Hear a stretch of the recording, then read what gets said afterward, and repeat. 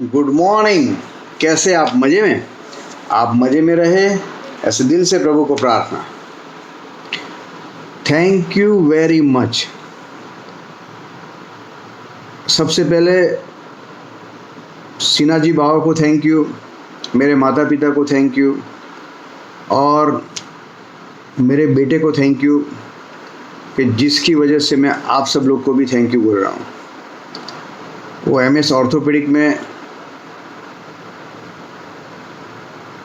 Highest mark से पास हुआ, उसने उसका टारगेट पूरा किया।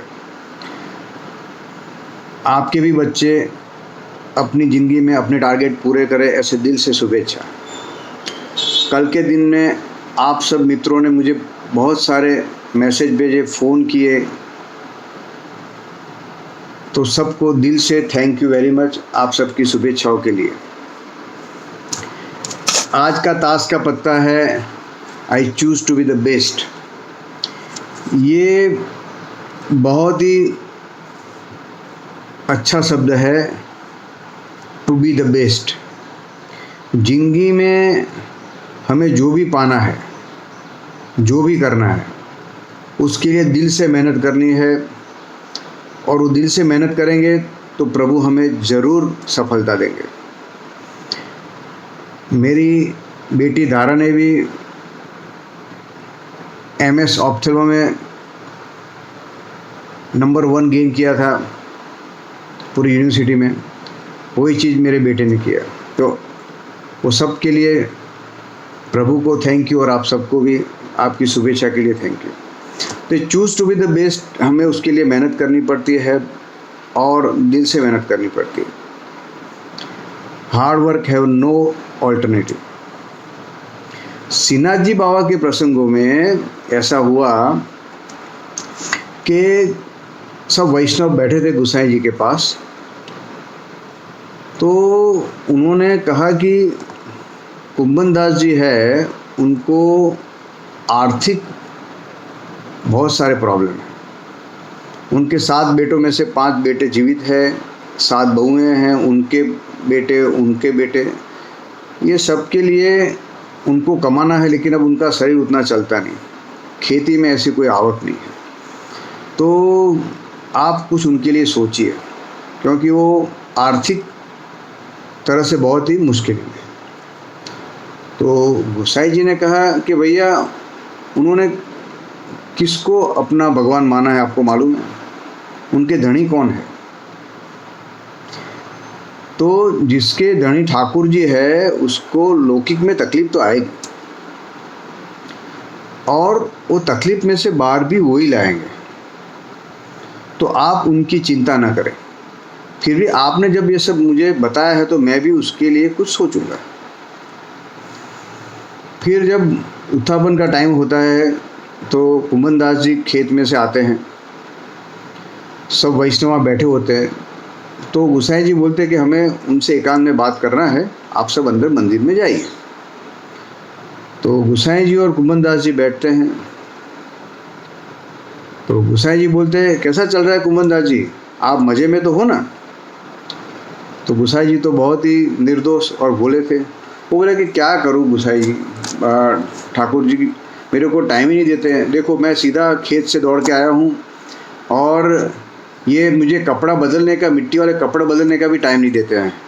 ऐसा करके वो बोलते, उनका अंगरखा देखिए, सूंघिए, ये इसमें से कैसी पसीने की बात आ रही है। ऐसा करके वो सब आमान्य छोड़ के गोसाई जी के पास उनका अंगरखा ले जाते हैं और गोसाई जी भी बड़े प्रेम से उनके अंगरखे को सूंघते हैं और बोलते हैं कि आह, क्या अति सुंदर सुगंध है, बहुत ही अच्छी सुगंध है, ये तो सौंधा की सुगंध है, बहुत उच्च कक्षा का अत्तर होता है और जैसे कि गोवर्धन नाथ जी की शरीर में सुगंध आती हो, ऐसा बोलते हैं। फिर जाके वो बोलते हैं कि जब आप हमारे लिए सोचते हैं तो मुझे क्या प्रॉब्लम, कुंभन दास जी बोलते हैं।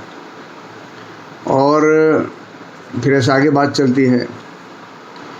तो गोसाई जी बोलते हैं, अब आपको मंदिर में आने की क्या जरूरत, जब ठाकुर जी आपके गोद में खेलते हैं, आपके साथ खाना खाते हैं, आपके खेत में आपके साथ बाल लीला करते हैं, तो अब आपको मंदिर में आने की क्या जरूरत? तो कुंभन दास जी कहते हैं कि वो मेरे यहाँ पे मेरे पास आते हैं, वो उनकी मर्जी से आते हैं, उनकी मर्जी ना हो तो कहीं और भी जाते हैं, लेकिन मंदिर में तो उनको मुझे दर्शन देना ही होगा आपकी कहानी से। तो मुझे मंदिर में तो दर्शन करने आना ही है। शायद मैं अशक्त तो हो जाऊं, खेत में न जा पाऊं, वो मेरे यहाँ न आए, लेकिन मंदिर में तो उनको मुझे दर्शन देना ही पड़ेगा, इसलिए मंदिर में तो मुझे आना ही। ऐसे बातें चलते चलते साइड ट्रैक पे हो गई, तो गुसाई जी फिर संभल गए और फिर मौन रख दिया। तो कुंभन दास जी बोलते कि मैं भी क्या आपसे अलग अलग बात में पड़ गया, लेकिन आप कुछ मुझे कह रहे थे, किस बात से आप मुझे कुछ बोलने वाले थे, जरा आप मुझे बताइए। फिर वो भी चुप हो जाते हैं। तो गुसाई जी कहते हैं कि हम 5वीं बार गुजरात की यात्रा पे जा रहे हैं, और वो यात्रा में बहुत सारे वहाँ के वैष्णवों ने हमें बुलाया भी है, संपत्ति पत्र भी बहुत सारे आए हैं। तो मैं सोचता हूँ आप हमारे साथ चले, ताकि हमको भी आपका सत्संग मिलेगा, आपसे बात करते रहेंगे, हमको भी अच्छा लगेगा, और साथ में आपको भी वहाँ के वैष्णवों से बहुत सारी भेंट सौगात मिलेगी। तो उससे आपका जो धन का प्रॉब्लम है, आर्थिक विडंबनाएं कम हो जाएगी, इसलिए आप हमारे साथ चलिए। तो कुंभन दास जी तो सोचने लगे, अपने पाँव के नाखून से ज़मीन को खुरदने लगे और मौन हो गए। अब मौन होने की बारी आई कुंभन दास जी की। वो बहुत ही दुखी हो गए मन से, क्योंकि उनको तो लाला के साथ जो मज़ा आ रही थी, गोवर्धन नाथ जी के साथ, उनके साथ रोज़ खेलना, दर्शन करना, उनको बेजर की रोटी और पेटी को साग खिलाना, उनके साथ सब बाल लीना करना, और लाला भी उनके गोदी में बैठ के खाना खाए। अब ये सब सुख के सामने धन का तो कोई सुख है ही नहीं। फिर भी वो बोले कि जैसी प्रभु आपकी इच्छा, आप तो हमारा अच्छा ही सोचते हैं, आप जैसा कहेंगे वैसा करेंगे।